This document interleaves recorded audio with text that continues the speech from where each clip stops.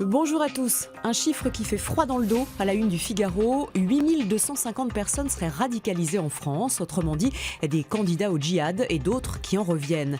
C'est le bilan du ministère de l'Intérieur concernant des individus qui ont été repérés par leur entourage ou par les services de l'État et signalés aux autorités.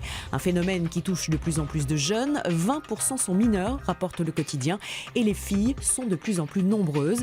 Et cette contagion radicale a gagné tout le pays. Plus aucun département n'est épargné, même si le nord, l'Île-de-France et le sud-est sont les plus touchés.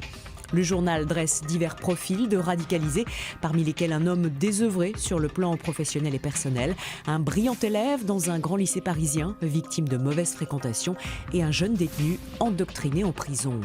À la une de 20 minutes, Ahmed fait partie de ces individus signalés suspects. Depuis novembre dernier, il est l'une des 382 personnes assignées à résidence dans le cadre de l'état d'urgence pour avoir tenu des propos ambigus sur Facebook après les attentats. Conséquence, il ne peut plus travailler, il n'a pas le droit de sortir de chez lui, sauf pour aller pointer au commissariat, et il risque de se faire expulser de son logement car il n'a plus d'argent. Une situation qui pourrait devenir absurde, souligne-t-il, car que se passe-t-il lorsqu'un assigné à résidence n'a plus de résidence? En tout cas, ça risque de durer car le gouvernement présente aujourd'hui son projet de loi sur la prolongation de l'état d'urgence et sa réforme de la procédure pénale.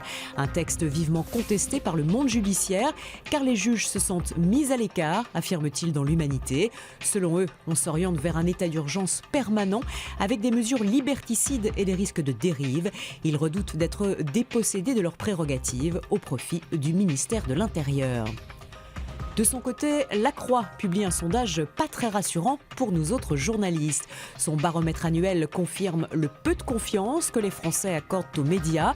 La radio reste la plus crédible, suivie de la presse écrite, de la télévision et d'Internet, qui enregistre son plus mauvais chiffre depuis 2008, avec une chute de 8 points. L'indépendance des journalistes, quant à elle, en prend un coup. Une grande majorité considère qu'ils ne résistent pas aux pressions du pouvoir et de l'argent, de quoi nous inciter à la plus grande humilité. Barbie, elle aussi, n'inspire plus confiance. Trop blonde, trop mince, trop parfaite, ses ventes ont chuté ces dernières années, peut-être parce qu'elle ne ressemble à aucune petite fille qu'elle est censée séduire. Aussi, rapportent les Échos, de nouvelles poupées rondes, petites ou avec 7 couleurs de peau différentes ont été créées, des modèles plus proches de la réalité. Il aura tout de même fallu 50 ans pour y arriver. Belle journée à tous.